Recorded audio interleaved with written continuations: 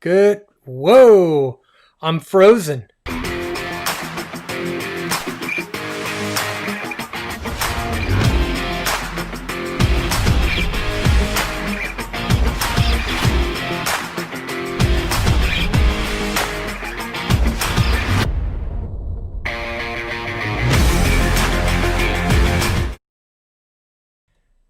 And I'm frozen.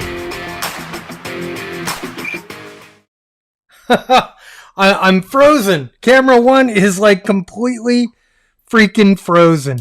Give me a second here, and I'll bring camera one back up. Maybe. We'll see if camera one wants to come back up. Good morning, guys. Welcome to September 10th. Wow. And let me try camera one here. There we are, camera one. Good morning, my friends. And I'm going to go ahead this morning really quickly. I'm going to open up the Skype call-in lines. If you think you might want to call in this morning and be on the show live, take down the Skype number there, Bob_K6UDA. Jump on Skype and we'll get you on the show. Do our best. We have literally a ton of shit to unpack today. Let's see. We are unpacking bug out bags this morning.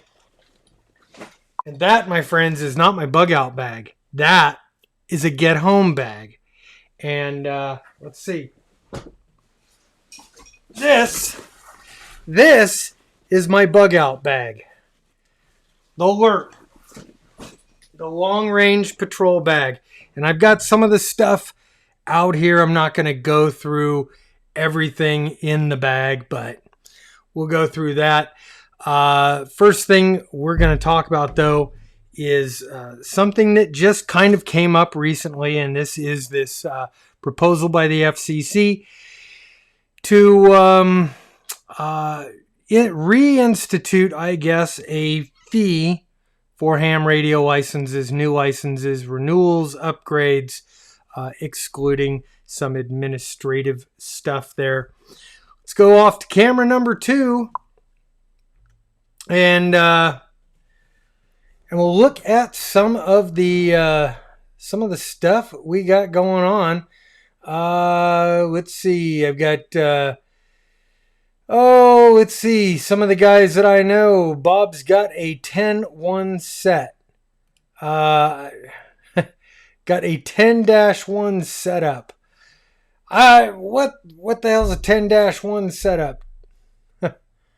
Unless it's 10-1 on the radio. I know what that means. Been told that before. Let's see. Good morning from South Sacramento. From nice and smoky South Sacramento. Guys, for those of you who are not in the Northern California area, well, I guess it's down in Southern California too, up in Oregon. The West Coast is literally on fire. I think there's more areas of the state that are on fire that are not on fire. Unbelievable. So the bug out bag theme for today actually is very, very, very timely, I think. Let's see. From my brother Andy Crowley, how's it going? It is going great, my friend. Haven't been working on videos as much because it is really, I've been working on the house. Had to fire my real estate agent. He was just lazy and did me no good. And I got a thumbs down. I got 19 thumbs up. 1 thumbs down. That's like, oh my Lord, already, and I haven't even started. Thanks for the engagement, dude. 63 people on the stream so far. Let's see. Let's see. Good morning. There is a lot of stuff. Winger in Oklahoma City. Keith Kronk. Winger in OKC. How ye? How are ye? Really nice to meet you. All right. We've got the Radio Bro in South Padre Island, and I hear that is like the party spot. Let's see. So let's make our way down here to the bottom. All right, guys. The super chats are open, so feel free. Help the cause. Let's go into subject number 1, because I know there's a lot of guys that are interested in this, and I have gotten. I go over to camera 1 here.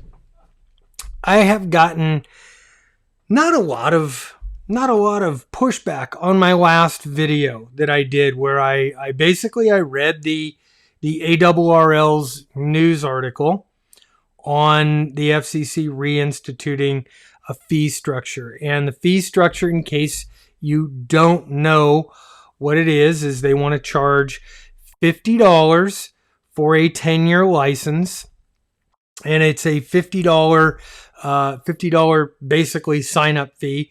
You're going to get your initial license, put in your application, and submit $50 along with it. Now, I got a lot of pushback. I got a lot of guys saying it's only $5 a year. Yep, it's only $5 a year. And for guys like me who are heavily invested in the hobby, I'll pay it. Yeah, that's fine. You want to charge me $50 for to renew my license? I'll pay the $50 and I'll go on with life. That's the cost of going out to a nice dinner with my wife.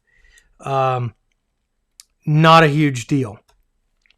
On the other hand, you've got a lot of kids that don't have expendable income or very much expendable income, if any. You have a lot of people on fixed incomes that come into this hobby, because right now it's something that you could do for a fairly minimal amount of outlay, and it has very useful and life-saving benefits to it. But I have talked to, and I have seen the comments from a ton of people. Oh, and who is it? Got a super chat here from Cloud Bedrock. I'm just gonna give it to you right now. Give it to you right now, my friend. Thank you so much for the super chat from Cloud Bedrock. Let's go back, and it caught my eye. You see, that's what happens. I'm not even looking at the screen, and it caught my eye. It works. All right. Where was I? New people coming into this hobby. There is approximately 30,000 last year. They got approximately 30,000 new hams to come into the hobby. That is getting licensed for the first time, I guess. So, by my calculations, just based on the comments that I got, and this is not scientific, I would say if there was a $50 entry fee, you would take out a vast majority, probably 2/3 of those new licensees coming in. They would just say, you know what, $50, I don't even know if I'm going to like ham radio.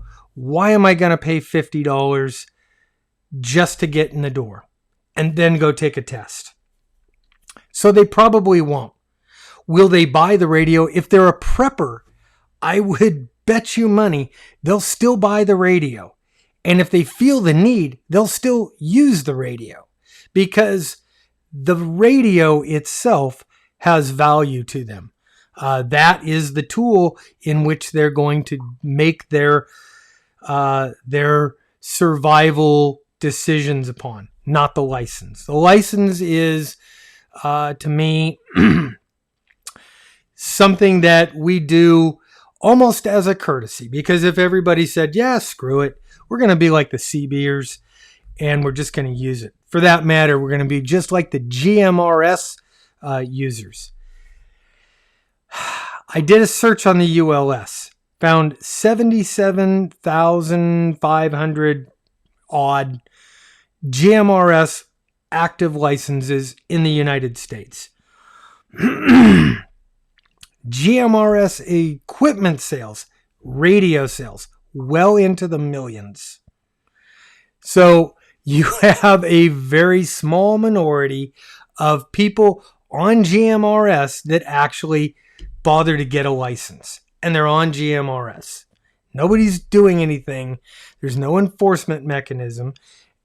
Much like I've heard people saying in ham radio, wow, if there was an enforcement mechanism, I would back it. If there was this, I would back it. Anyway, my opinions there. I want to open this up. I'm going to go back to camera number 2. And, we got another super chat. Let's see. Dave A. Hart. Epstein didn't kill himself. What can I say, my friend? What can I say? Let's see. So, the radio bro. And here's what I wanted to do. I want this to be an interactive thing. I don't want me just to talk to you guys. I want this to be you and I talking back and forth. And let's see what we can do, if anything, about this. The radio bro. Everybody is on a fixed income. Almost everybody can. Everybody got $1,200 from the government. Save that $1,200 and pay your $50 for the next 240 years. Yeah. Radio bro. Great idea in theory. But the people who need, I didn't get $1,200. My wife didn't get $1,200. We didn't get anything back. We're taxpayers. And I know there's a lot of other taxpayers. My daughters are taxpayers, but they got their money back. Yes, I get it. Totally get it. That money that they got back went to go pay bills. It went to pay the rent, pay this, pay that. Both of them were out of work during the last 6 months. I got one that just went back to work last week. 6 months later, she just went back to work. Let's see. But the other thing is, look, those of us that can afford it, those of us that are invested in ham radio, longtime users, on a fixed income or not, we are going to pay the money. We'll pay the money. We'll scrape it up. Doesn't matter what fixed income, unless you're on the barest of fixed incomes. And at that point, I'm sure there is radio clubs that are willing to step in and help out and everything, which is fantastic for that small minority. Wow, 91 people on the stream here, 35 thumbs up, the one down. Let's see if we can make that 91 thumbs up. And if you haven't already hit that subscribe button, please hit the subscribe button. Let's see. The fact of the matter for the radio bro is we need the numbers. We need the influx of new hams to justify to the FCC, basically, and the federal government that we are still a viable service and entity. If we don't do that, our numbers dwindle by attrition. Old guys are going to die out of this hobby. There's people that are going to lose interest in the hobby.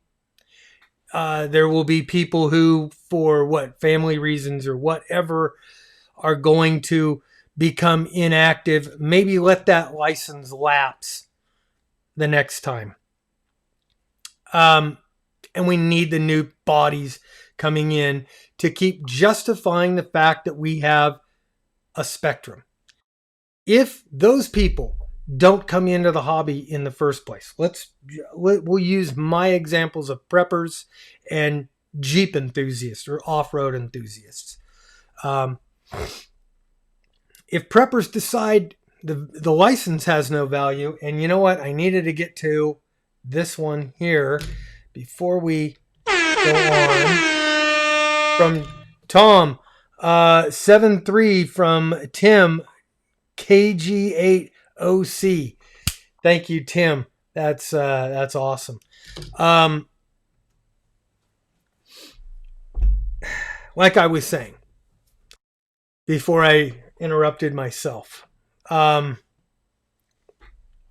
if we don't get those bodies, if we don't have those people involved, and we'll take the preppers and the Jeepers for an example. The preppers are on the fence right now. A lot of them say, I don't want to be on a list, don't want to be on a government list. And then some of them cross over and they go, yep, I realize the value of being able to practice this craft of ham radio.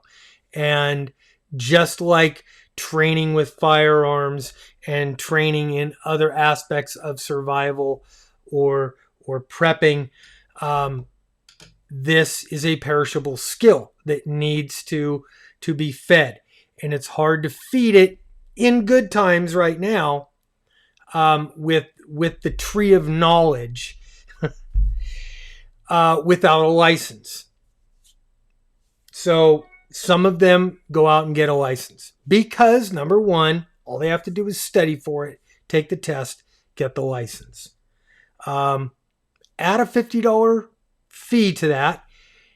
And the people that are on the fence already, they're not going to use it every day. They're not going to jump in and have QSOs and get on K6UDA radio and watch videos or even ham radio 2.0 or ham radio crash course. They don't care enough about it. It's just a tool. It's a radio to those people. Jeepers and some other say off-road or other activities that you might want to have a ham radio, but you could do away with it. You could do something else like CB, FRS, GMRS. Put a $50 entry fee on those people, and they're more likely than not just to say, yeah, you know what? I'll go somewhere else. Maybe I'll buy the radio because I'm going to use it up in the Rubicon, and then nobody can hear me anyway. I'm not going to interfere with anybody, and it's just going to be me and the 5 other Jeeps that I'm traveling with, and that's how they look at it. When I got into the hobby 10 years ago, I got into it for a prepping kind of a thing, and I wasn't going to get my license.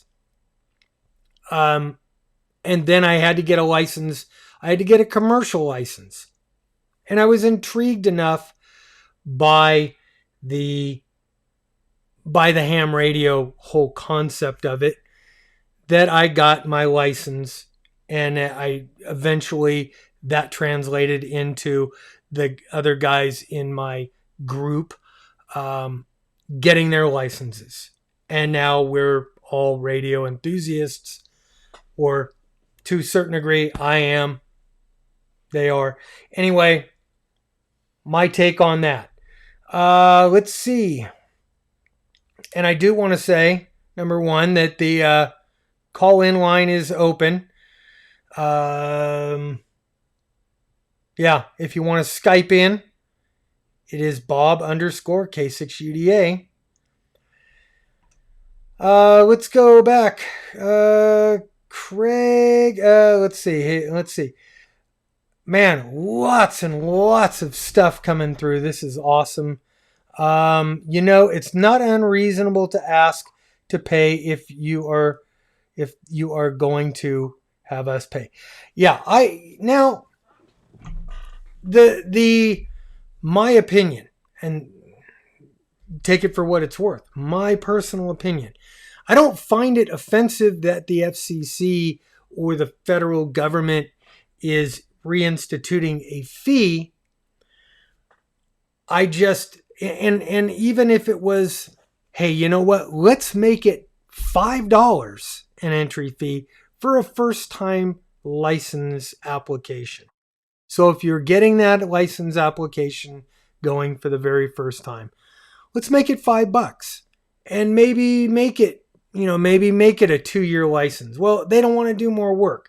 So the first one is $5. So it's, 50 cents a year, whatever. Good for everybody. And I don't think you would find much of a newcomer pushback at a $5 first time entry fee. 10 years later, if you're invested in the hobby, you'll pay the $50. You'll pay $5 a year after that. And I would see no reason that something like that couldn't happen. Let's see.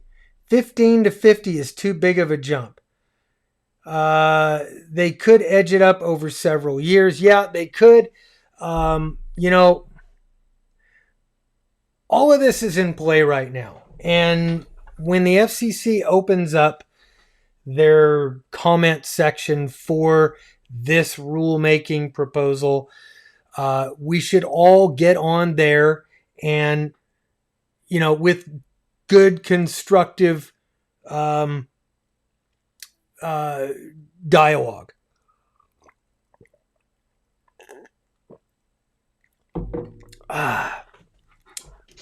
It's water because it's 11 o'clock in the morning. At least it is here. Let's see.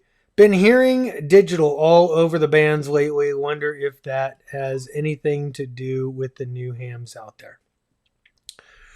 Probably not. That is just, there's a lot of digital going on. Poor propagation on the HF band. So FT8, JT8, PSK, they're all booming right now. Poor propagation. Okay. Craig Walker is going to stir the pot. If this is going to be a pay-for-play hobby, now, FEMA, state and local emergency agencies, can hire us and pay us for our use instead of asking for volunteers. Yes, except they haven't changed anything in the ham radio license agreement. That is, when you sign up for that license, and part of those rules are no pecuniary interest, no money for directly. Now, I'm not engaged in ham radio right now. I'm engaged in talking about it. But even manufacturers, they make a distinct line between their operating and their money interests. That hasn't changed. But in theory, I kind of agree. Bofang sales will plummet. From Eric Howard. I don't think so. I highly doubt it right now. A ton of preppers are out there buying Bofangs, and they're stocking up on Bofangs as we speak. They're using Bofangs on commercial frequencies amongst themselves and in their groups. And I'm sure that they're using them on the ham bands too. Baofangs are incredibly versatile radios, if nothing else. They're cheap, they're plentiful, and they're fairly opened up, with just the most rudimentary software knowledge needed. So I think the sales won't be affected very much for the Baofangs. Let's see. Sitting in front of a $30 Baofang with a tech license, wondering where my money will go. Sean Paul. KO4DMJ. Yeah, see, exactly. That's the thing. And Sean, do you think you would have had the entry fee been $50 up front? Would you have paid the $50, or would you have gone on and found maybe something else to do? Maybe bought the radio just in case and gone on with life. Here's the other thing. The other thing that I wanted to talk about, and that kind of reminded me. The FCC recently, I just saw an article, and I didn't bookmark it, so I can't pull it up. Somebody sent it over from my local club, and the FCC recently held a spectrum auction, and they made several $1 billion from this auction. Now, I ran some quick math. There's roughly 750,000 hams in the United States. With that 750,000 ham radio operators, licensed ham radio operators in the U.S., at $50 a piece, if you took that and said $50 for a 10-year license, comes out to $3.8 million in license fees. Now, seeing as that one company will pay $1 billion for a little slice of spectrum, do you think our $3.8 million for the entire, let's call it the entire industry, is going to make any kind of a dent in their budget? That's paperclip money in government terms. Let's go back to camera 2. Man, haven't seen. There's no more of those. Hey, Bob. Let's see. So, is this $50 going to be retroactive or collected at renewal time? From Randman. From what I would understand and what I would imagine is this is going to affect you at renewal time. It won't be retroactive at all. And watching a couple of thumbs up comes in. 96 people on the stream, 59 thumbs up at the moment. Thank you guys so much for that. Let's see. To me, it's not the money. It's not the $50 from Craig Walker. It's the government stepping in and saying, pay up. And most of you seem happy to do so. Well, now, there's a lot of people out there, a lot of hams that have made comments to me that said, well, if we can pay and get some enforcement and get some, get enforcement, get all these services from the government, let's just put an end to that talk right now, because the government hasn't promised that if you guys pay up, we're going to actually enforce the spectrum. We're going to actually enforce any of the rules. They're just saying, hey, you know what? Congress passed this other little bill, this Ray Baum bill, and I haven't read it and I don't know exactly what's in it. But Congress did this, and now we're going to institute this fee. Well, fine. Just remember, millions of units sold in the GMRS world, 77,000 nationwide licenses. And a lot of those licenses are licensed to businesses and municipalities. I went on the ULS and I just went in and looked up active GMRS licenses. 77,000, some odd. We could be there very easily. Let's see. Even when we win. Craig, thank you so much for the for all the interaction here. This is awesome. And volunteer for public service, including federal, state, and local emergency plans. They expect us to show up with our gear, trained, ready to go for free. Well, because we're not doing it, Craig, for the government. I don't do it for the government. I do it for my friends, my family, my neighbors. That's who I am serving, not the government. The government is there to provide me some services.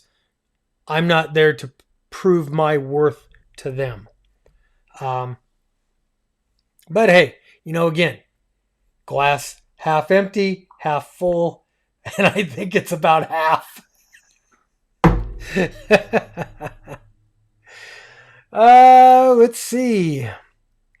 Hard to believe some hands sitting in front of a $1,000 price or higher radio will whine about the increase in fees. From Gary Smith. Gary, and Gary is actually a local friend of mine. Gary, I'm not whining about it for me. And I'm not whining about it for, because, yeah, I sit in front of thousands of dollars worth of gear. And if the government said pay up $50 every 10 years, hell, if they even said pay up $50 a year, would I pay it personally? Probably. Yeah, I would pay it because I am invested in this hobby. This is a big part of my life. You guys are a big part of my life. But the new guy, the 30,000 new hams that we bring in a year, they don't see the value in the service, in the hobby itself. They see a value. They see a value in the hardware. This has value. Whatever value it costs to buy it, whatever value you see in it as a tool, just like a hammer or any other tool to get a job done. The license itself really doesn't have, it has a value if you're invested in the community. Without the investment in the community, there's no value in that. And so $50 will drive those people out of the hobby, and eventually that will translate into less numbers actively in the hobby. And once you get down to a certain percentage, it doesn't make sense for manufacturers to make new gear, and it doesn't make sense for the government not to say, we see a better use of the frequency spectrum. UPS or Amazon needs this because, they provide such a great service to the people of the country, and we're going to auction this off to them And, for $1 billion, we're going to give them 2 meters and they'll be the primary user on 2 meters. And I guarantee you, if they're using that for telemetry or trucks in the area, and even if we were secondary users on a band like that, there's no room for us anymore. Let's see. Good ideas. Good to have civil discussions. Keep it up. Thank you, Radio Bro. Thank you. And that's really what this is all about. Let's see.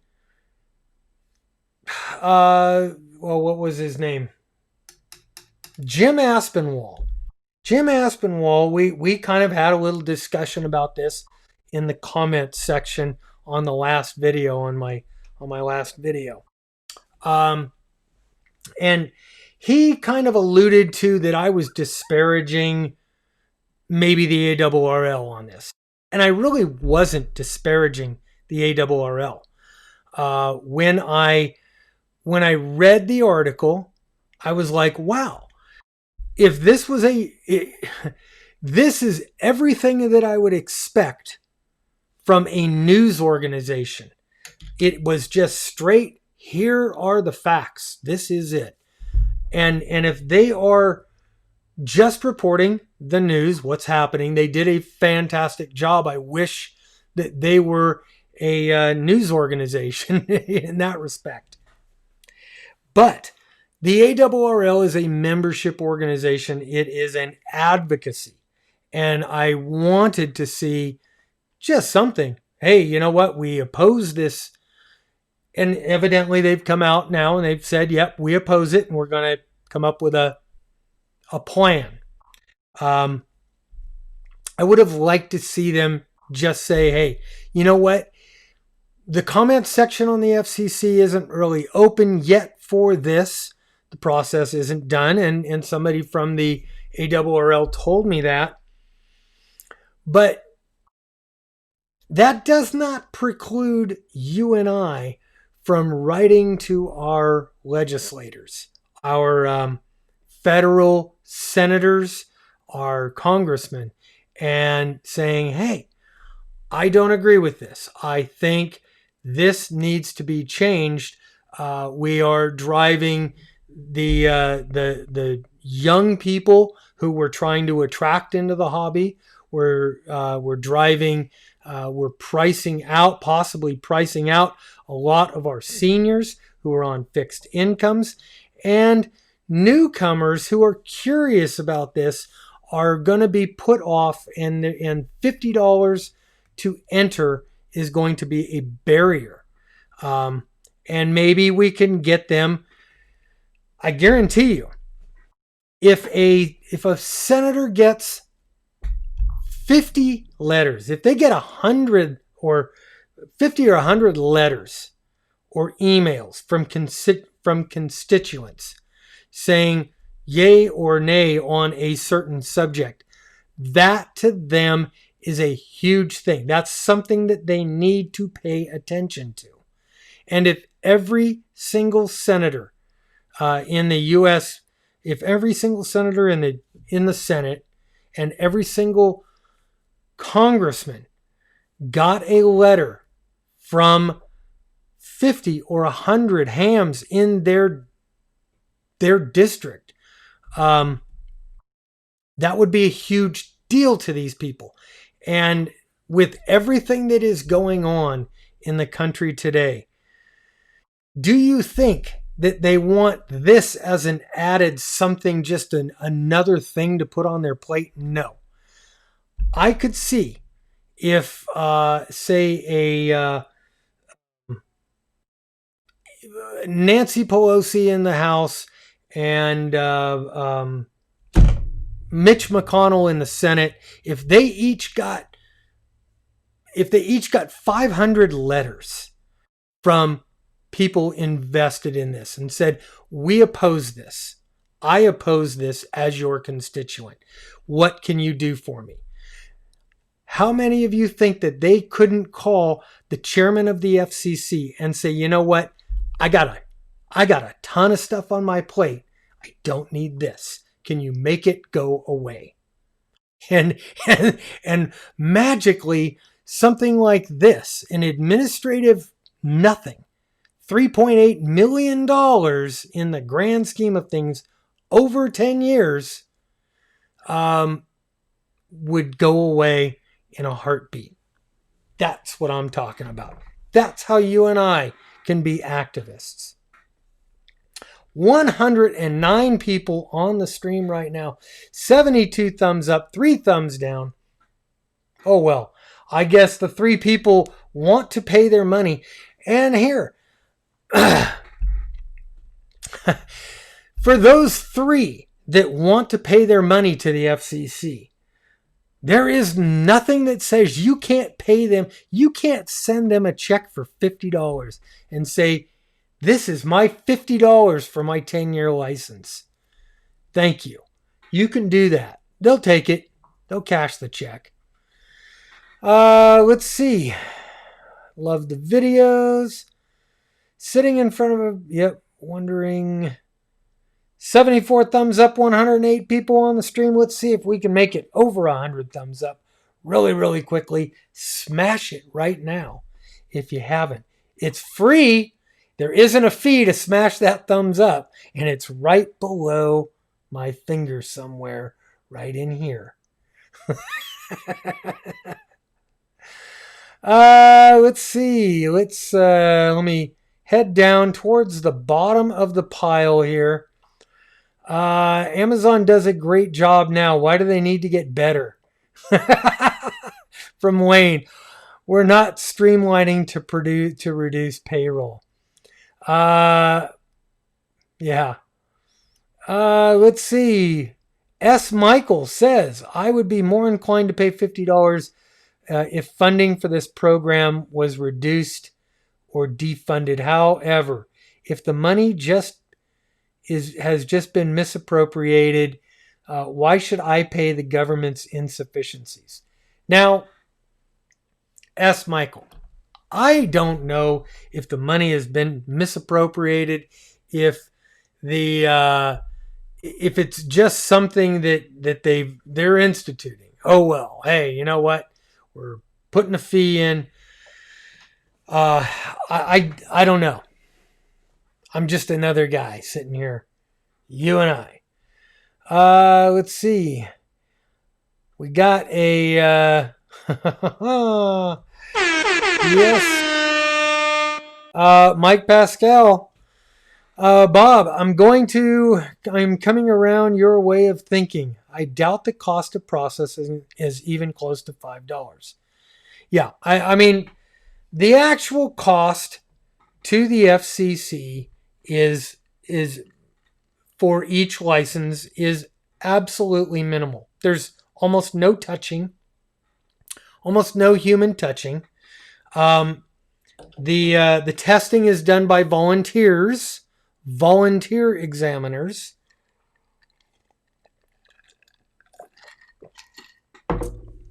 Got to take a man, and we're moving right along. Everything is done through the ULS. The applications come in over the ULS. It's all electronic. Everything is done automatically, and there's no touching by human hands of probably 95% of the process or the processors. Good with, let's see, from Craig, again, actually good with charging for vanity call signs. It's like a vanity license plate. Yeah. Hey, you know what? And honestly, I have seen huge abuses in the vanity call sign area.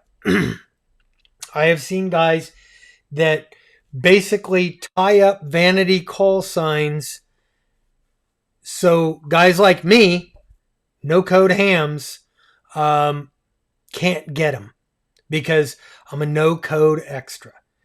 And they don't want me to be part of their club. They don't want guys like me to be part of their club because they did it the hard way. They walked 50 miles backwards in the snow, sat in a cigar-infested little FCC office, on the third floor of Battery Street in San Francisco with some mean-ass drill sergeant FCC inspector proctoring a test.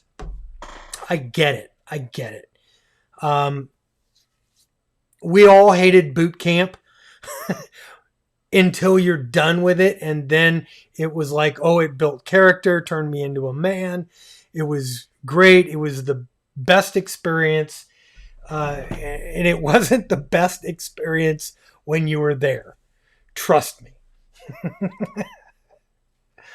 Let's see.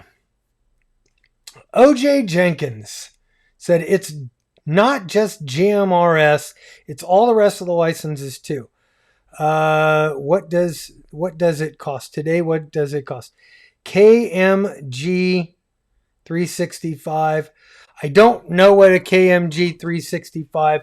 I don't know if that's CBs. Maybe they're going to charge for a CB license. Well, let's take GMRS. Let's go look at GMRS and CB for just a quick second.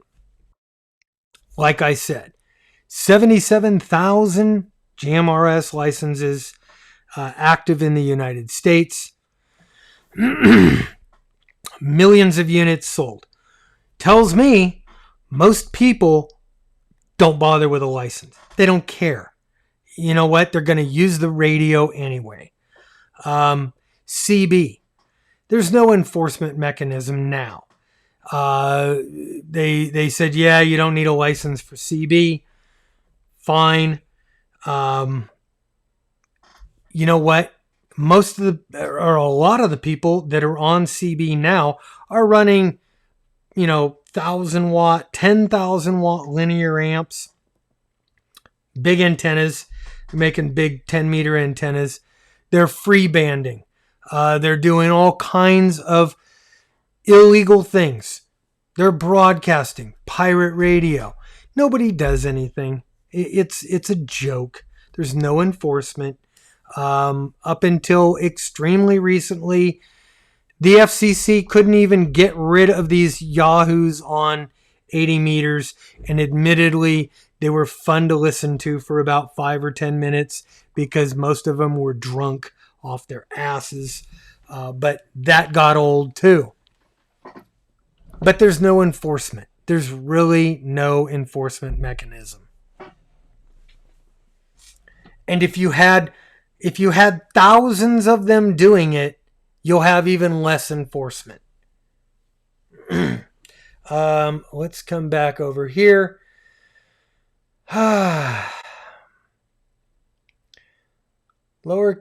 Okay, here's from Myron Mansfield. Lower cost for tech do not stop young people from getting in the hobby. I have a GMRS license, and it is more than $50 for 8 years. Amen to your comments, K6UDA. Thank you for your work. Hey, thank you. Thanks, man. That's awesome. Let's see. What else do we have? From Craig Walker, speaking of Amazon. When they roll out drone delivery everywhere, how do you think they will control them? Radio bandwidth. And our little slice of RF pie will get smaller and smaller. Yep. It's Amazon, people. It's UPS. It's FedEx. Do you think for a second that they wouldn't figure out a way to reprogram drones that are now maybe working in 1.2 gigahertz or whatever to get them to work in a 2 meter or 440 section of the spectrum just blocked off for them so they could control their drones by themselves? Yes, they can, and they have the money to do it. And 136 people on the stream right now. Thank you so much, my friends. 99 thumbs up. almost hit that 100. Let's just see, can we turn it into 130 people? Thumbs up in this. Smash it right now, right? I think it's like right there. Smash that thumbs up. And hit the subscribe button if you like this video and you haven't seen me before. Or even if you haven't subscribed. Go ahead and do that. Let's see. Robert Clinton. Let's see. An administrative fee of $50, not even the issue. But given them an inch and they'll take a mile. Once Congress starts down this road, it will not stop there. Nope, they won't. And again, I tell you, beautiful. Thank you. 111 thumbs up. You guys rock. And 140 people on the stream right now. Let me tell 140 people right now, guys, you and me, we can do this together.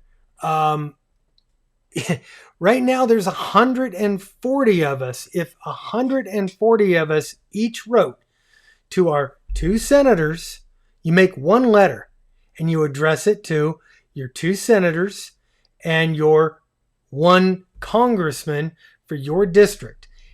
And we said, hey, very civilly, very businesslike. And you know what I'll do? I will write up a letter.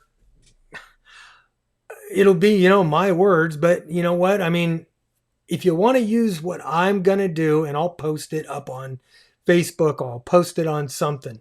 And if you want to use what I've done as a template, feel free. But if we do this, if every senator and congressman got 50 letters, 50 emails from constituents saying, I don't agree with this. I think this is very detrimental to the hobby or to the service. And we'll let them know that it's a service and that ham radio operators are there every single time in times of need, in natural disasters, in, earthquakes, tsunamis, fires. Everywhere the infrastructure goes down, ham radio operators are the ones that come in and provide temporary communications and relief for organizations like the Red Cross and everything. If we told them that, if you remind them of that, and that we don't feel it is right to charge $50 as an entry fee, especially, whatever you want to say. If you want to charge $5 a year for people who are invested in it, that's fine. But for new people, I say either make that first time license free or $5. Let them pay $5. That I don't think will be a barrier for the first timers. And I get it. Those of you that say it's only $5 a year. Well, $5 a year and $50 up front are 2 completely separate issues. $5 or $50 up front for me is, it's the same thing as $5. $50 or $5, it doesn't make any difference to me personally in my situation.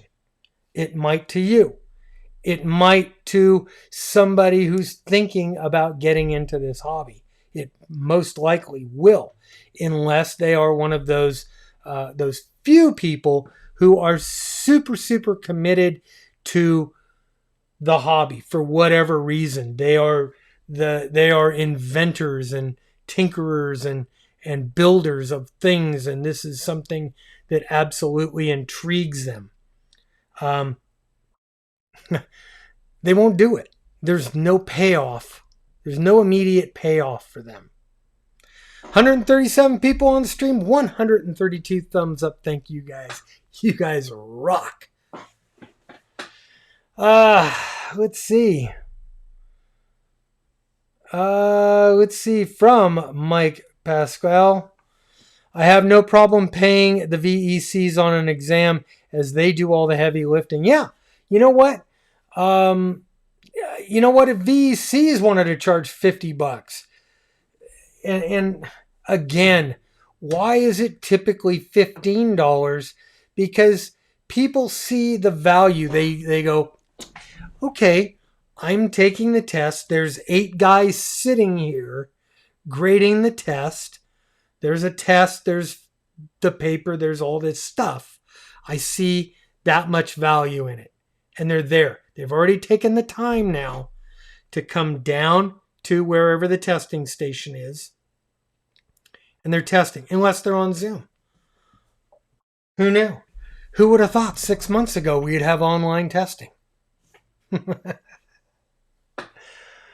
Let's see.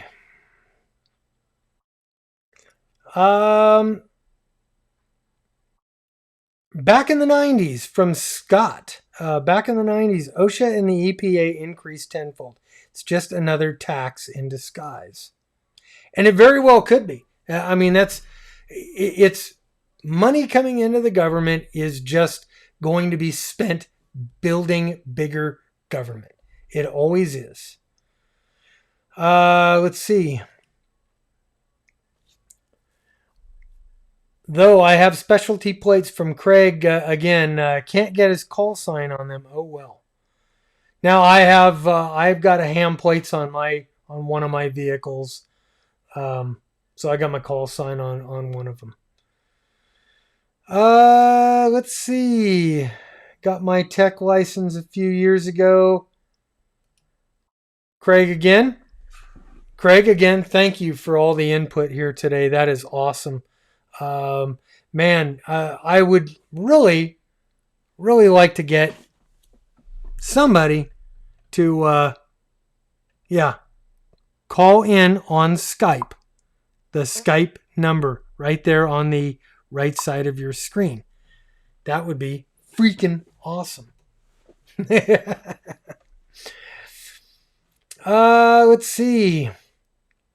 Sita the Legend. CB guys are running higher power than most hams use. Nothing happens to them. You're right. Yeah. You know how I know this firsthand? My brother does that high-powered CB crap. And he has a 10,000 watt linear amp sitting in his living room.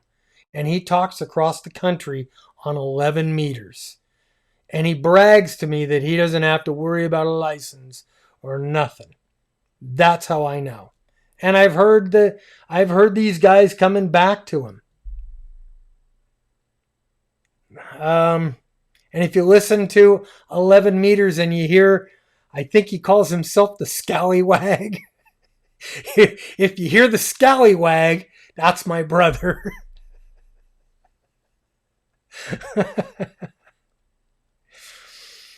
Tyler Cross, I really don't hear any enforcement issues. Someone complained about someone. Yeah, and Tyler, even then, even when people complain about other people, most of the time, nothing happens. Okay,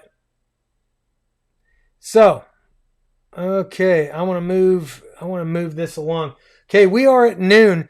Normally I don't go past about an hour and a half.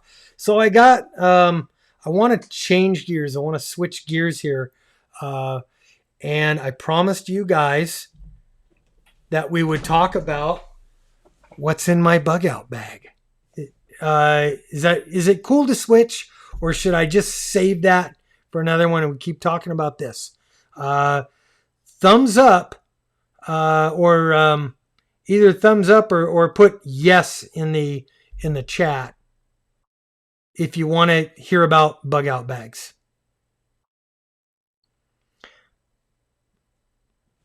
Let's see.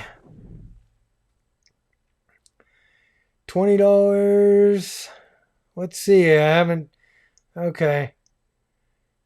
Switch to bug out bags or stay on this topic. Yes for bug out bags. And if we get enough bug out bags, we'll switch. My membership in the ARRL probably depend upon their response. Okay, from Tyler, good to switch. Craig says yes. Anybody else? Okay. Looks good. We're going to go ahead and switch then. Thank you guys. All right. So,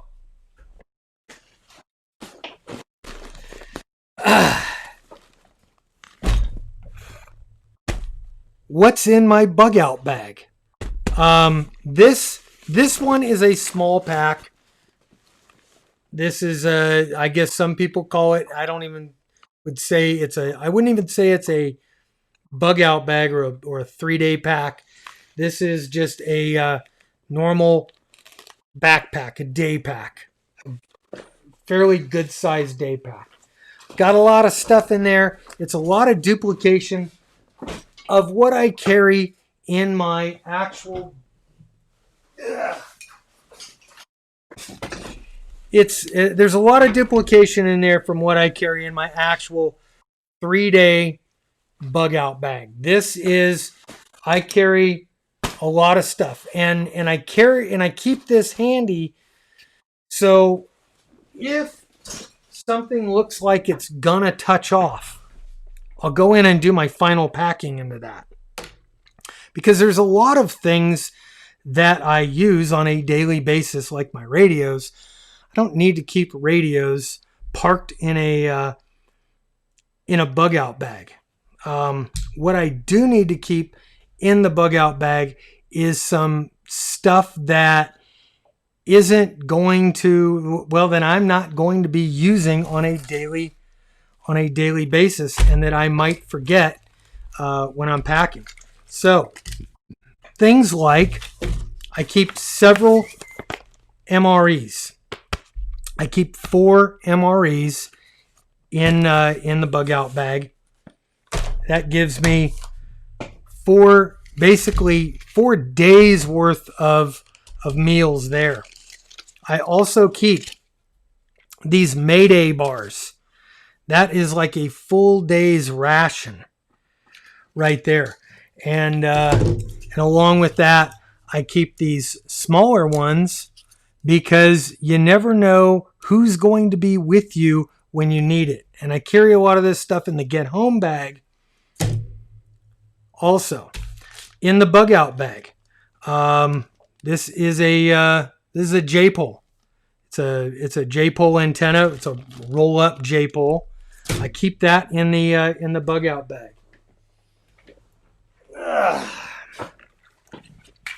Several different types of ammo.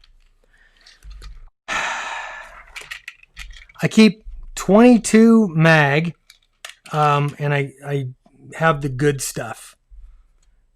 Always the good stuff in there.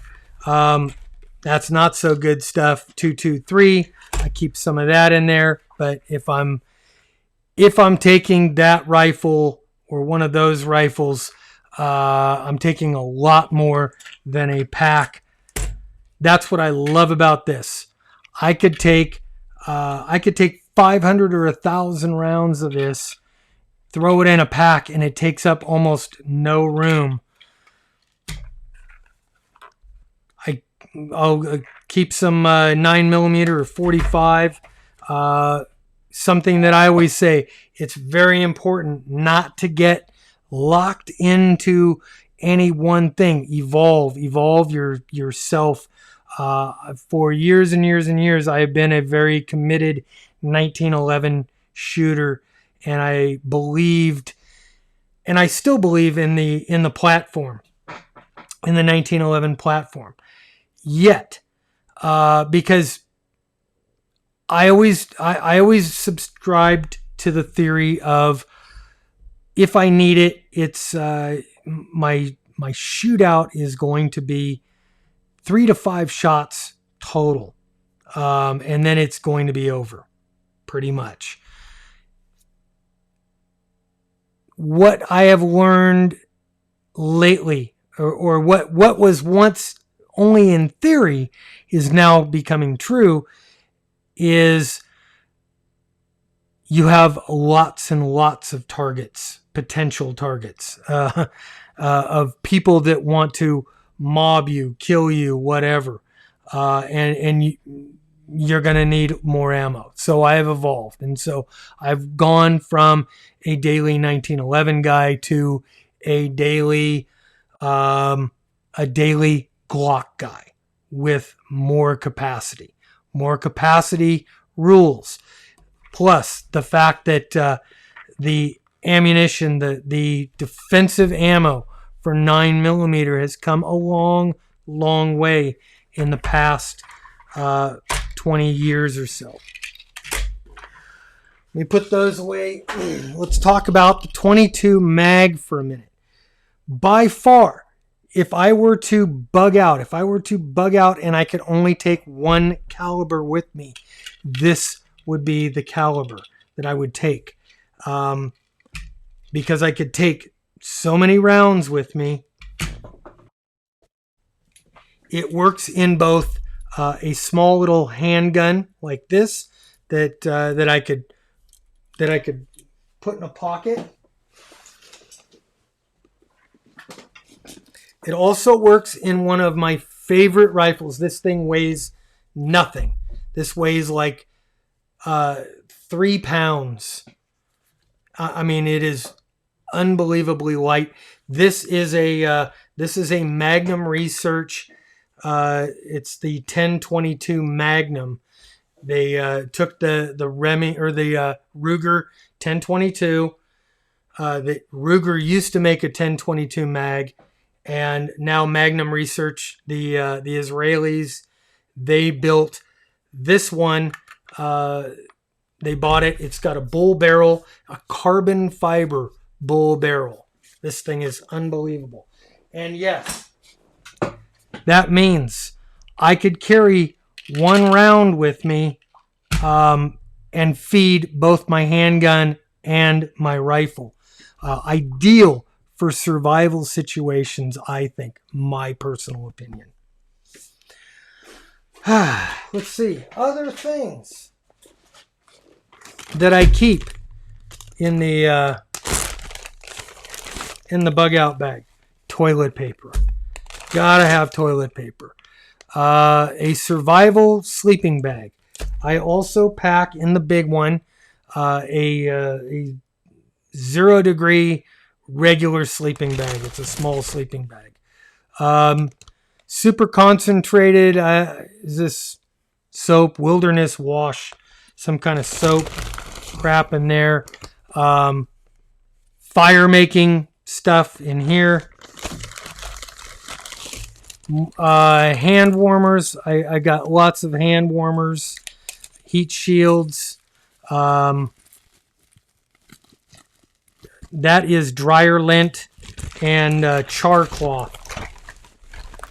And I'm not going to explain how to make char cloth today, but very, very important.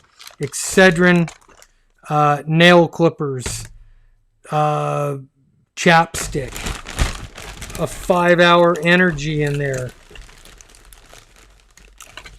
water purification tablets. That's in this one bag.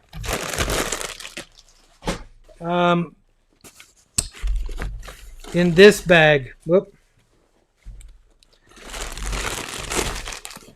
more stuff. Weatherproof matches in here. Oh, man. There's so many millions of things.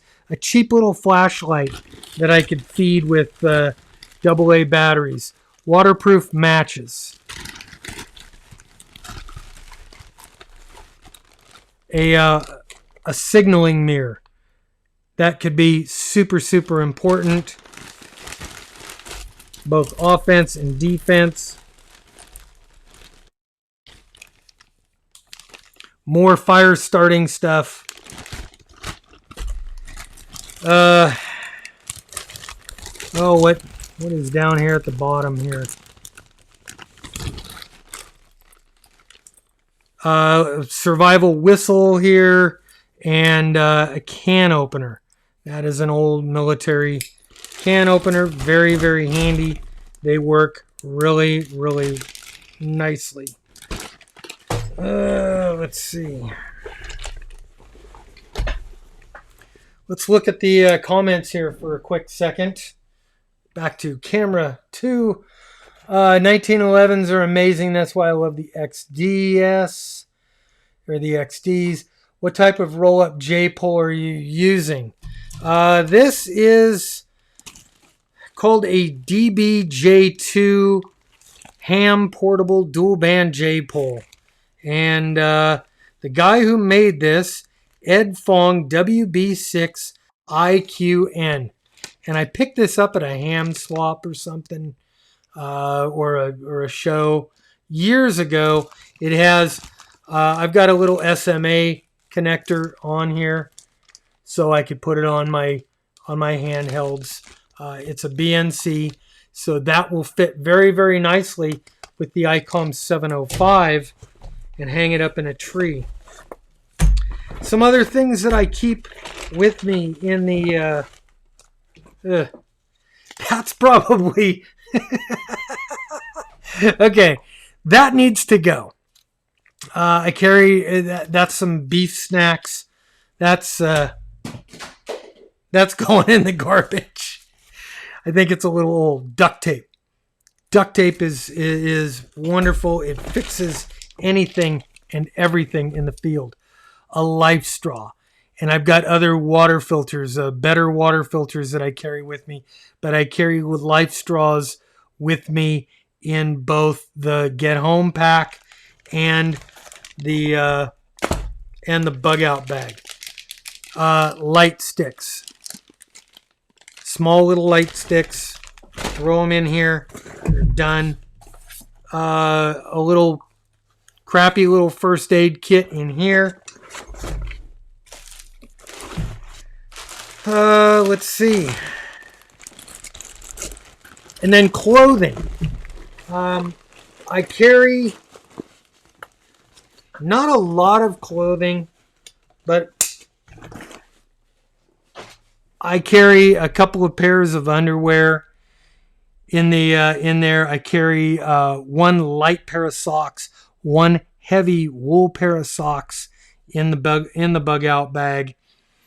I'm not so much worried about pants. I might put a set of thermals in there in the wintertime. I'll unpack them in the summertime because weight and space. Let's see. What else? I have enough room in the bug out bag that I can throw. I could throw a couple of radios in. I could throw a couple of chargers. I can actually pack up my solar panels and batteries. But the number one thing that I carry in here is I call it my family plan. This is the bug out Bible for me, and we'll go over this right now. And let's go to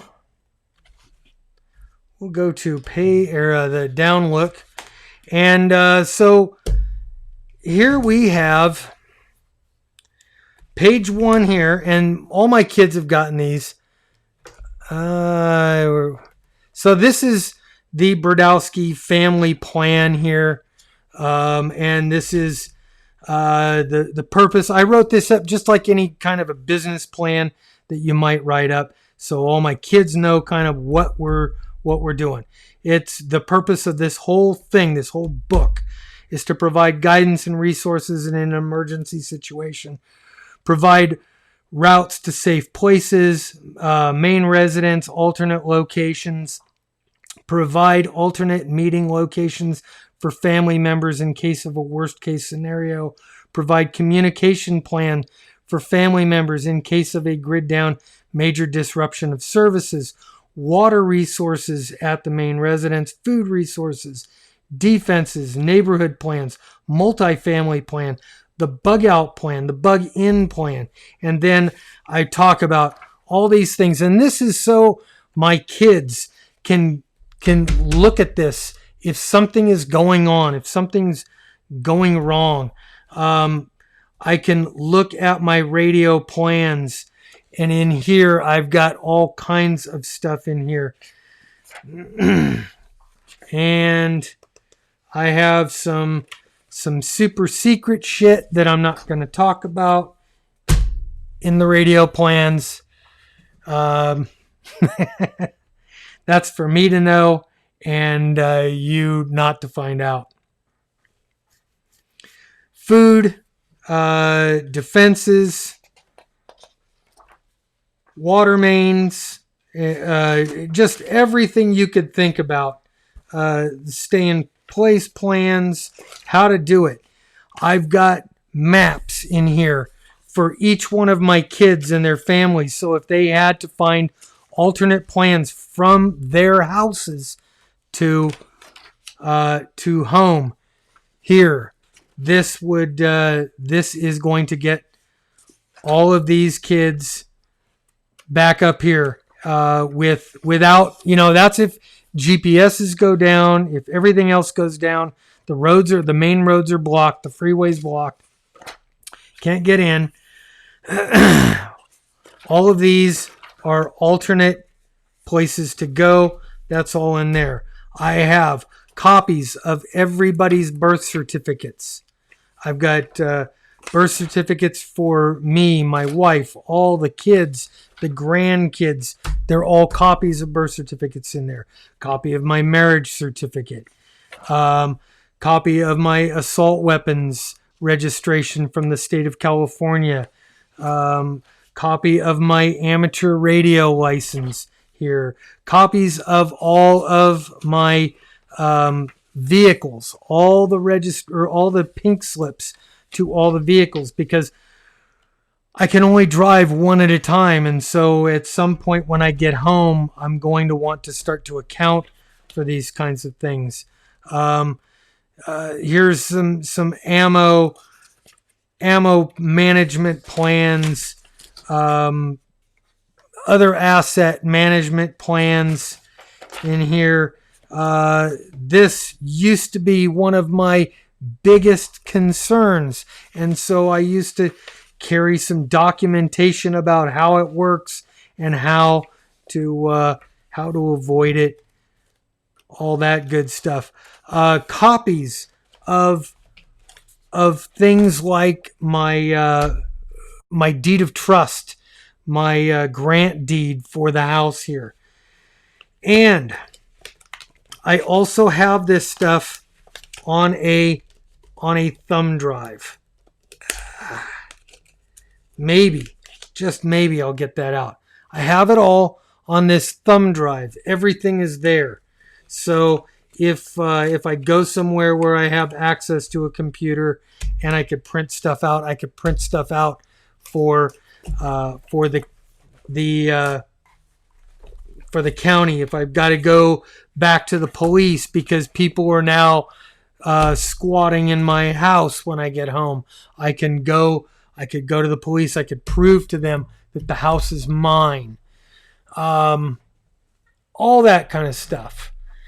So let's go to camera number 2 and we'll go through. Man, I know there's been like a flurry of activity when I went there. A lot of yeses, a couple of no's in there.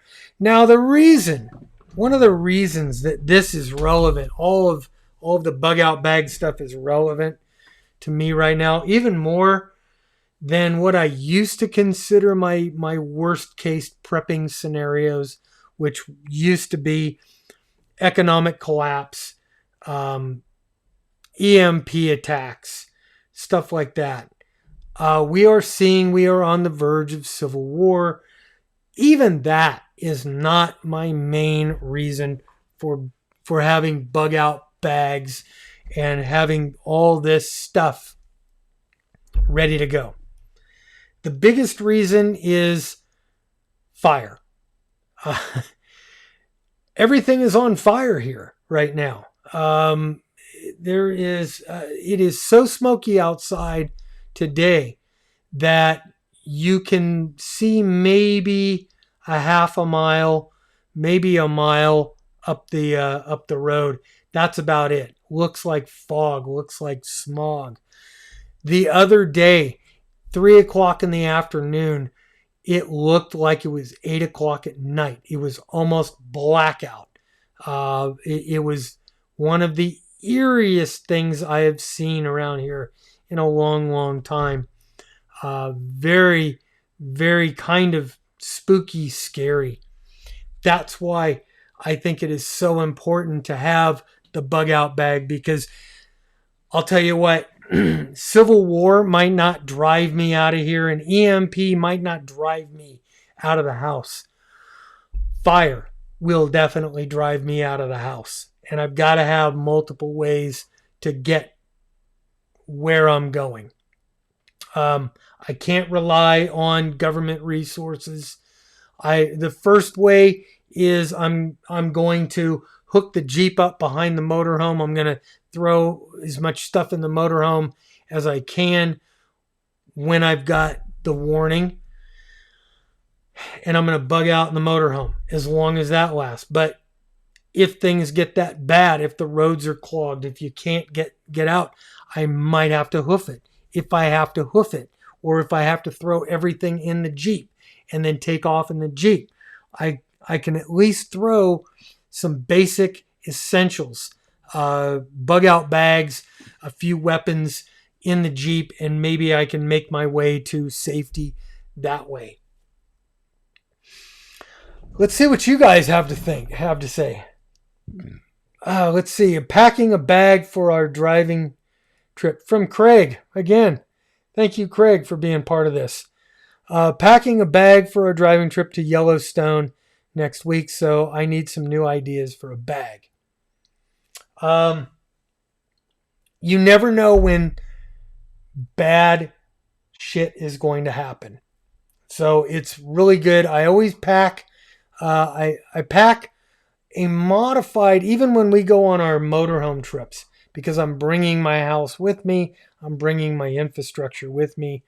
I still carry a minimal, and I won't say it's a bug out bag. It's kind of a get to where I need to go bag, get home bag, modified a little bit for being away from my main residence. Beer in the bug out bag. Wait.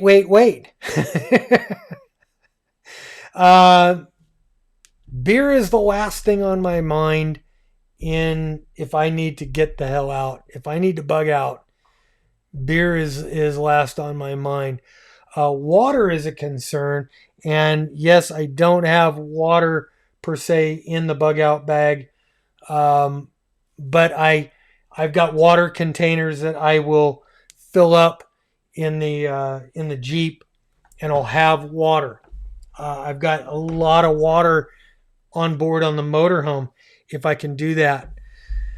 And let me say a word about the biggest thing that you're going to take with you is right up here. All of this, my friends, is predicated on situational awareness. This is about kind of keeping an eye out on what's going on in the world, what's going on in your particular area. I am not as concerned with Antifa, with the riots going on right here, right now, as I am with the possibility of fire. Fire is a huge, huge concern around here, especially where I live. These firestorms could take over at any minute and literally drive me from my home. But I have enough forethought and situational awareness that I am looking. If a fire broke out somewhere in the vicinity where it was endangering possibly my area, my immediate area, and I say that within 2 to 3 square miles of here, I'm going to start packing up that motorhome right now. And I will get all the bug out bags squared away with all the finalized stuff. I will start, trucking that stuff to the motorhome, get the motorhome pre-staged in the driveway with the Jeep attached to it, ready to go. That way, if it comes time that it's time to say goodbye to the house, it's just we lock up the house and say a little prayer, get in the motorhome and drive away. If for whatever reason, it hits without warning here, I'm gonna have the bare necessities to walk away from the house on foot, if that's the only way to get out. Let's see. Let's go down the road here. See, huge traffic jams. Yes, that's why I have three plans. Actually, 3 plans. Plan number 1, the motorhome. If the motorhome gets jammed up, I can now jump in the Jeep, and if I need to get off road in the Jeep, I could do that. If it's just a F story all around, I can take a rifle, take a basic handgun, take some of that 22 mag, and I can hoof it, and be fairly confident that I can at least survive on what I have on me for a couple of days, if I can get to safety. If I'm still in the zone that's burning on fire, I'm still screwed. So then I need to find safety. Let's see. Yes, from James Hart, stay off the highways, take smaller roads. Yeah, unfortunately, smaller roads will, secondary and tertiary roads will become pretty clogged up if there's a huge amount of people escaping an area. Sky Low says right now his wife has to drive to Oroville every night right now, and she's a nurse. It's crazy. Yeah. Sky also says working on the roads while everyone is trying to evacuate from the bear fire. Yep. Have you got to the point of putting a bag in the Jeep now that is basic supplies? Yes, that from Denise. That's a great idea. And that is actually this bag that lives in the Jeep. That lives in the back of the Jeep, is always with me. That has enough supplies, food, some water in there, and enough supplies to get me home in case of bad stuff. And that's provided I'm within walking distance. 1 day, maybe 2 days on foot. I don't carry ammo in there. I don't carry some of the things. I don't carry changes of underwear or socks. I don't carry a J-pole antenna with me in there because I'm trying to get back to my infrastructure as opposed to trying to take whatever infrastructure I've got with me to safety. Paul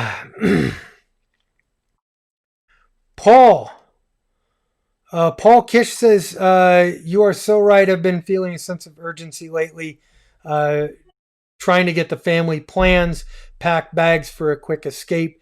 Yeah.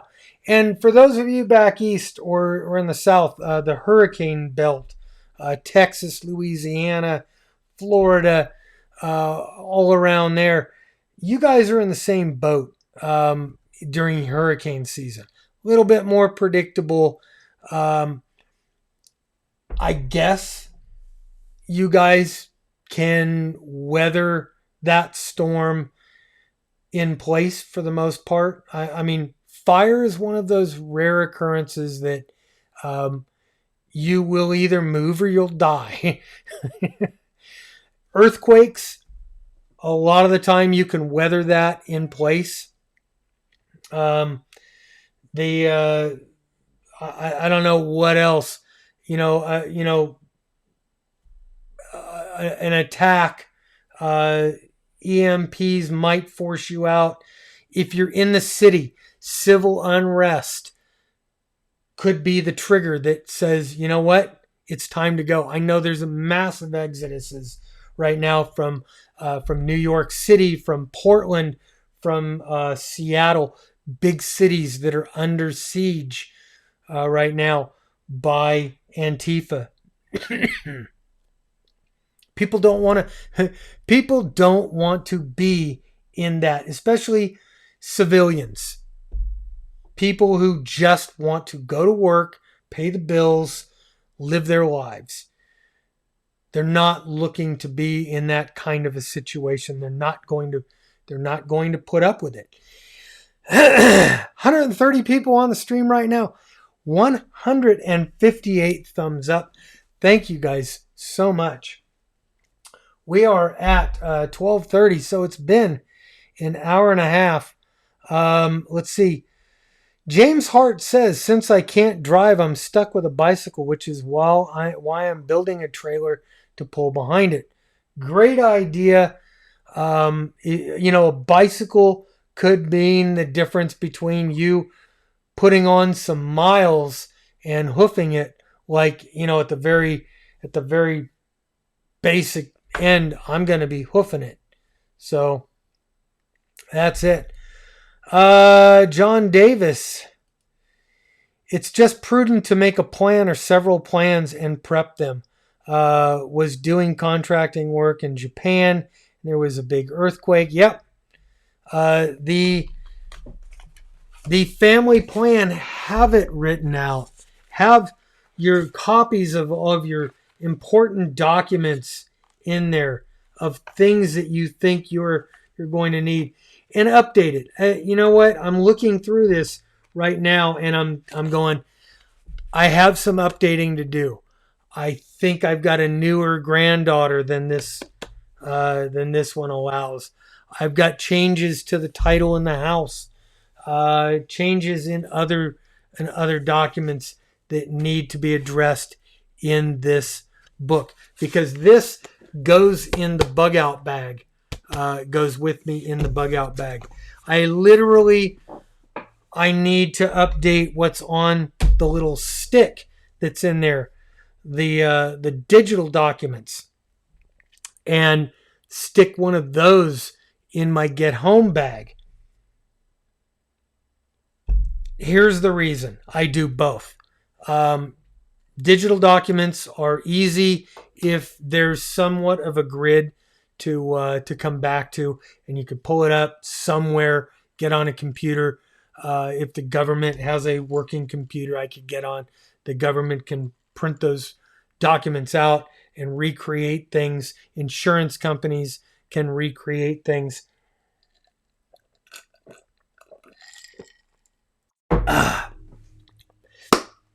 If there's no grid, if we've fallen back into the 1800s without their technology, hopefully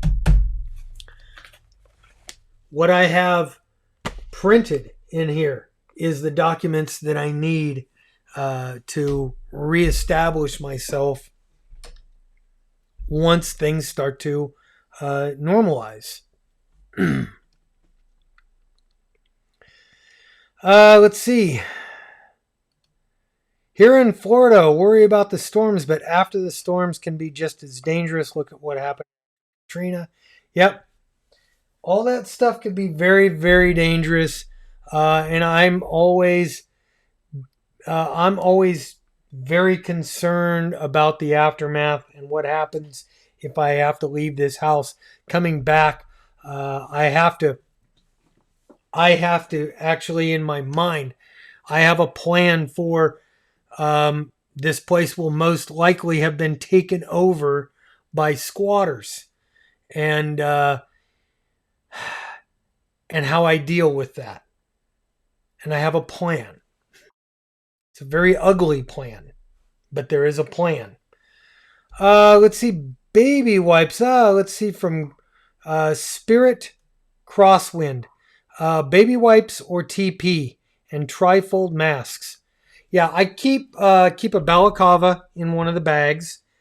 I keep warm beanies, because keeping warmth into your cranium is huge importance. I can go if I've got warmth up here, I can almost work in cold temperatures in short sleeves. It won't bother me nearly as much.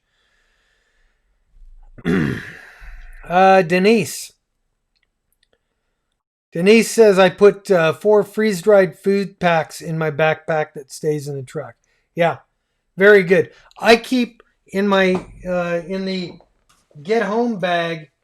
There is again one of these, which is a full meal. Which is actually, you could split that up, make that kind of 2 meals, and I keep another MRE in there all the time, and I swap those MREs out like every 4 months or so, because especially in the summertime when it's hot out and those and everything's staying in there.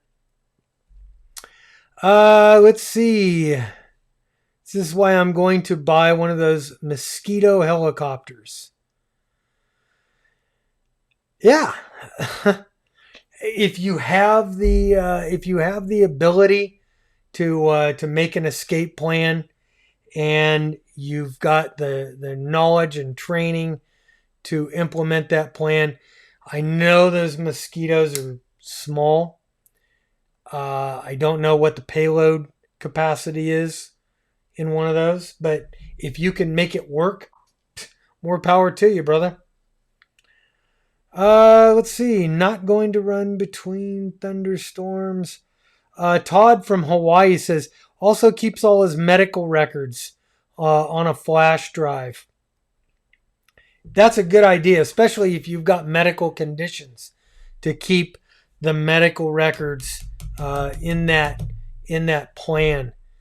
Let's see. Things never go as planned. Must practice and train with the family, says Ross. Yeah, that's true. Unfortunately, in a lot of families, there's only 1 or 2 people. In my family, I am called Daddy Doomsday, and it kind of is what it is. The kids are more or less starting to kind of wake up a little bit more lately, but still, these plans, if I called up any one of my kids right now and said, "Where's your family plan?" more than likely they won't know. They would they put it away. They wouldn't know. So every once in a while, I print off a whole nother binder for the kids, and I give it to them. And I usually give it to them for Christmas. 162 thumbs up, 3 thumbs down, and 113 people currently on the stream. Thank you guys so much. That is freaking awesome. Let's see. An emergency frequency notebook is in my bug out bag. Then a copy in each ham radio bag. See, now I won't carry specific ham radio bags. To me, that's a duplication of effort.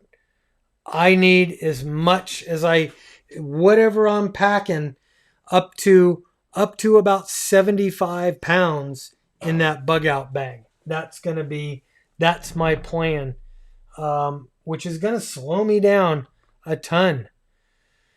Let's see. Why did my post go gray? From Polshi.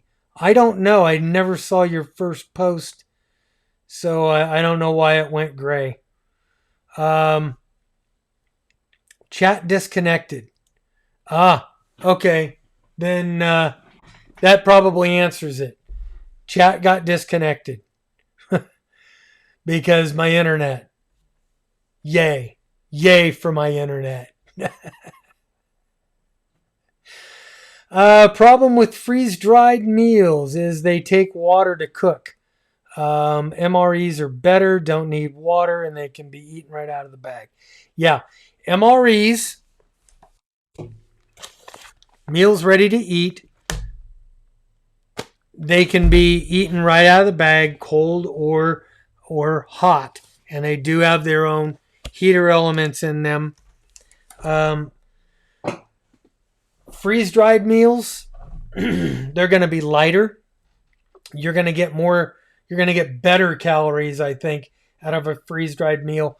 But you're going to need a water source and normally a heat source, a fire, to heat up the water to make that happen. So a good rule of thumb is have a combination. And also, like I say, I keep these Mayday bars and like and these big 1200 Mayday bars. I keep these in the bug out bags because whoa, these things are like freaking bricks. They're hard, but very, very dense, nutritionally, fairly complete in there, and they don't taste bad. They're not bad at all if you ask me. And they'll keep you going on the short term or on the run. Let's see. Love me some freeze dried ice cream. Oh yes, freeze dried ice cream. And there goes my phone. And I have no idea who it is, so I'm not answering it. Screw that. Let's see.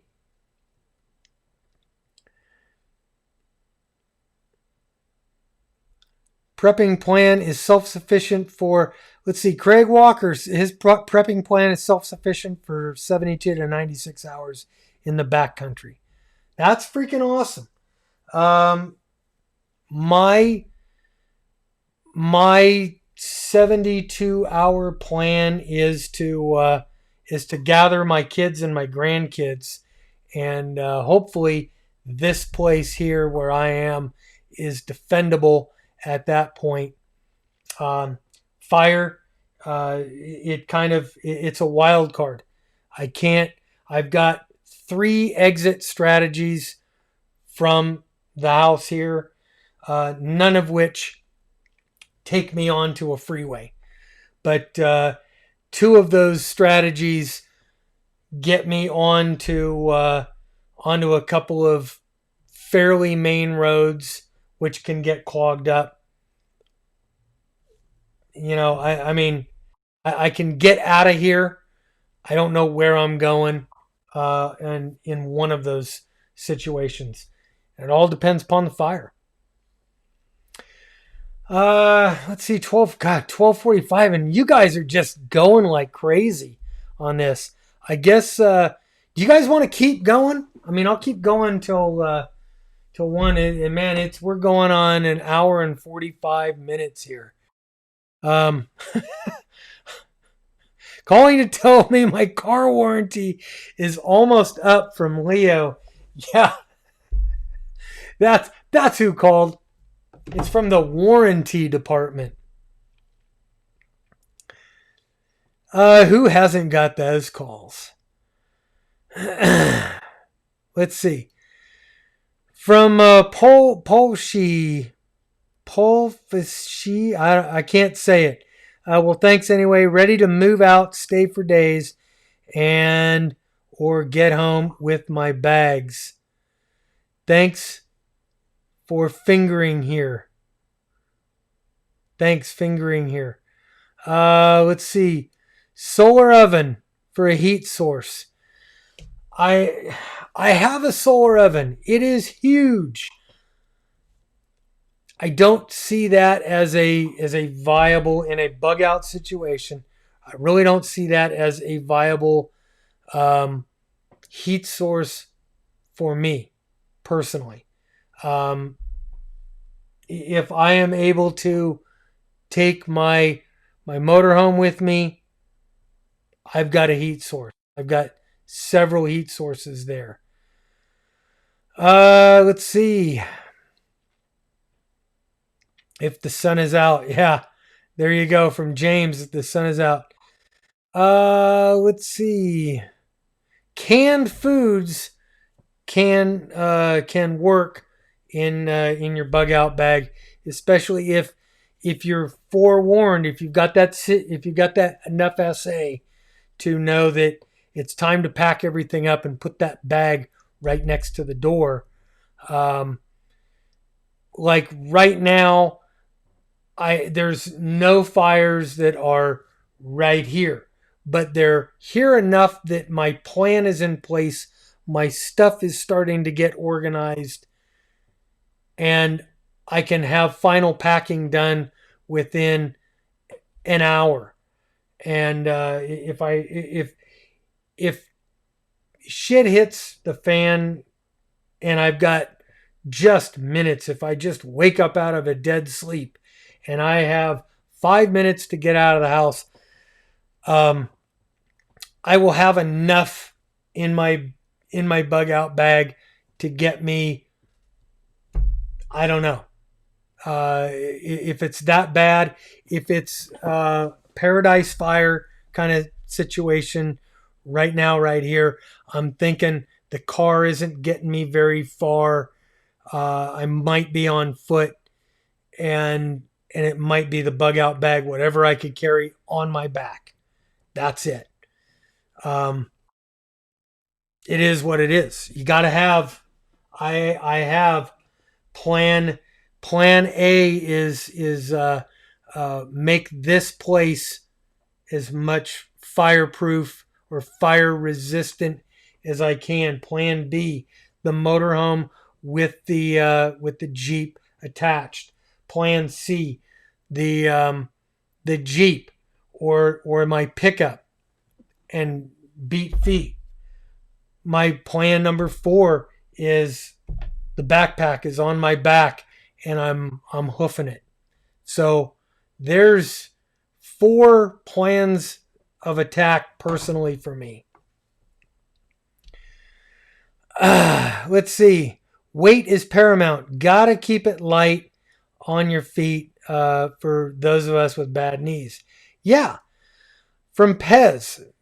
Great concerns, and that's one of my concerns is weight.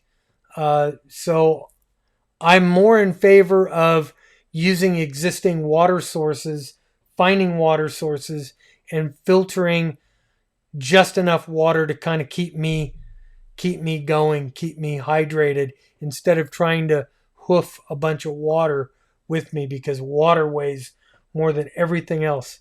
Computer backup. Take out the SSD.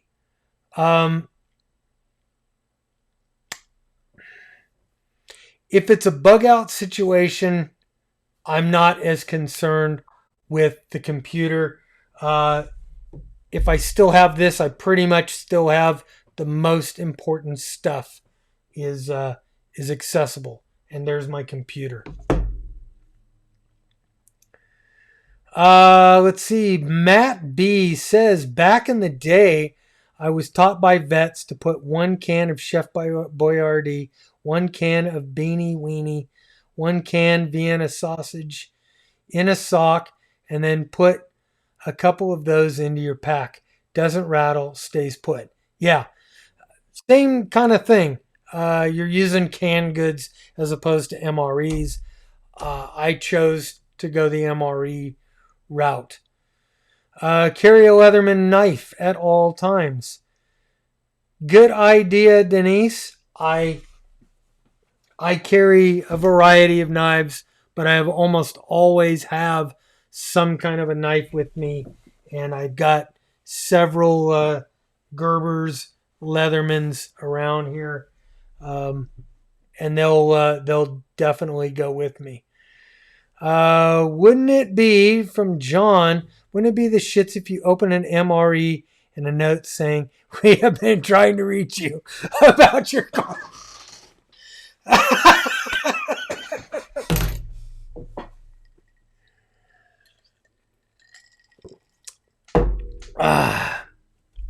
Then you know, my friend, you're having a bad day.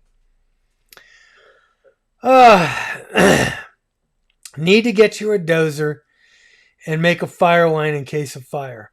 I've got a pretty good swath around the house, so I'm about as good as I can get there.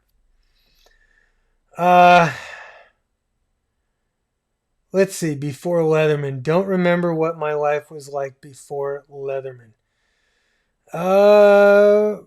Let's see. No, not from Dev Ranger. No, not on evac orders. We don't have any fire anywhere within, I'd say, about 10 miles of us right now. Should add right in the rain note, pads and pens. Yeah. And I normally I've got something to write on. Probably have a pen somewhere. I'm not as concerned with that in a bug out situation, at least for the fire bug out.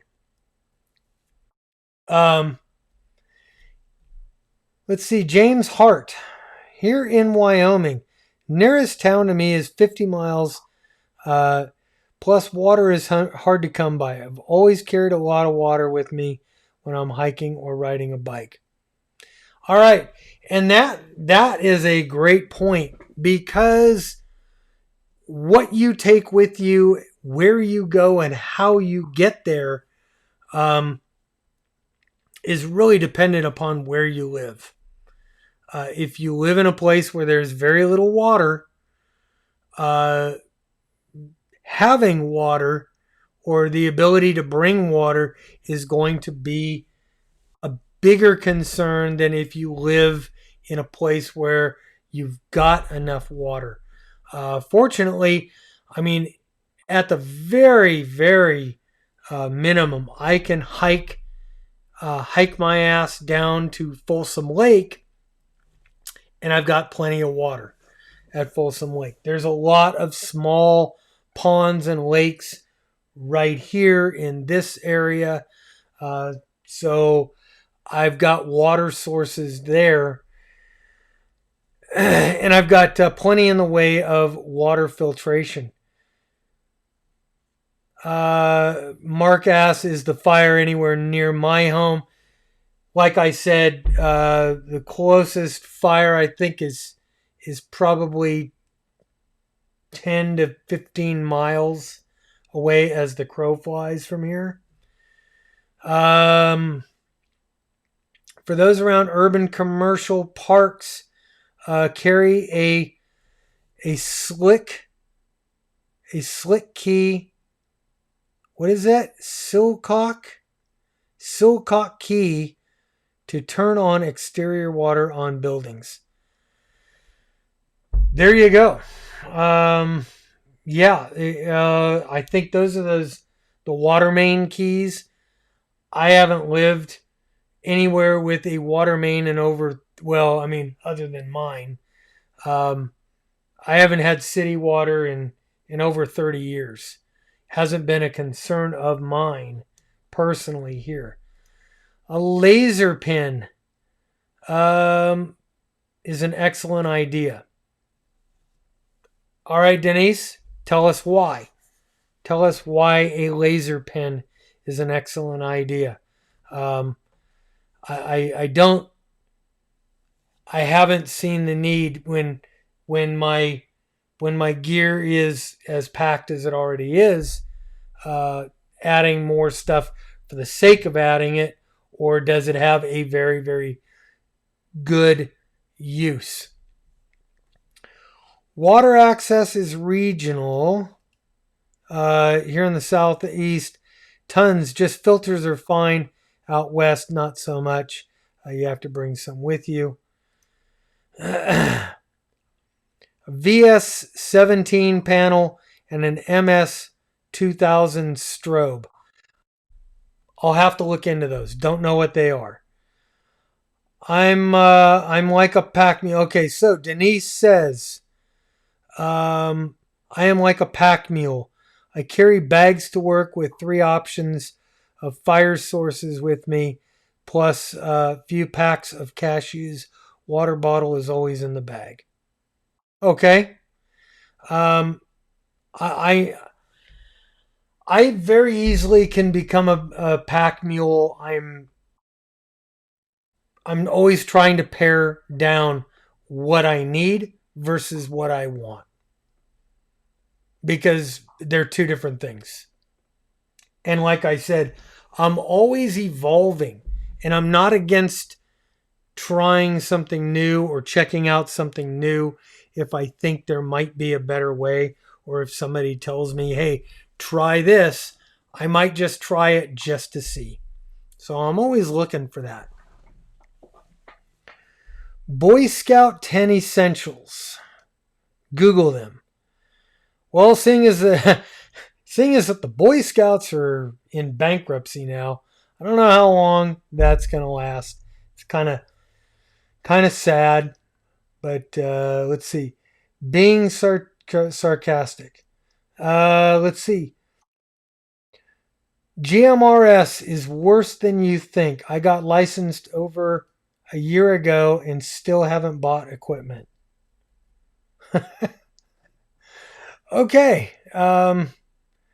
See, now I've got GMRS radios. I've never bought a license, and I see no reason to buy a GMRS license. And that's just me. That's just me personally. Carry multiple ways to power and charge an HT. Yeah. That is something important in your comms plan and your bug out plan is how do you power the HTs that you are going to be carrying with you. And that's why I carry a little Goal Zero charging unit, and it might take all day to charge up the batteries, or it might take all day, and I might have just enough battery in there to do the wilderness plan, which is turn that radio on 652 for 5 minutes at the top of every hour and try to make contact. Guys, we are at 2 hours. This has been such a great discussion. I want to thank everybody for all the input. This has been so cool. VS17 panel is used for marking points on the ground for someone to see in the air. I will look into that. I am going to I'm going to call it a stream. It's been 2 hours, and man, we could probably go for another 2 hours. Guys, if you guys like this, and I assume there's enough people in here that like this kind of content, that's what I want to do with these streams. Is I want to bring you guys exactly what you want to see. After this video is over, after this stream is over, please leave a comment below. Anything that I'm missing out of my bug out bags, am I missing the point? Do you have something better that you want to include? Something different, something that I haven't thought of, something different strategies even. leave them in the comments below. I'm going to switch back over to camera number 1. Guys, again, I really, really thank you so much for this. Let me find, yeah. If you haven't already, please check out my Patreon. Check out the PayPal. You could donate to me, donate to the cause on PayPal directly. I want to absolutely thank the folks that did it on Super Chats today. I want to say absolutely thank you so much to my core crowd there on Patreon. And let's see.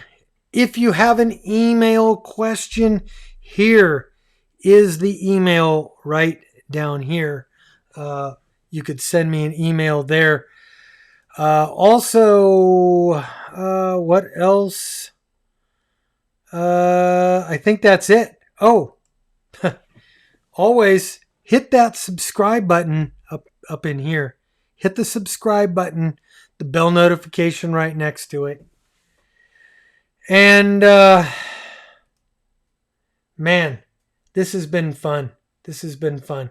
Let me know in the comments what you guys want to see next week on the stream. Working on some video. Maybe I'll just expand on this with a little bit of video. Make it quick. I don't know. We'll see. Yeah, I know. This week I didn't put a regular video out.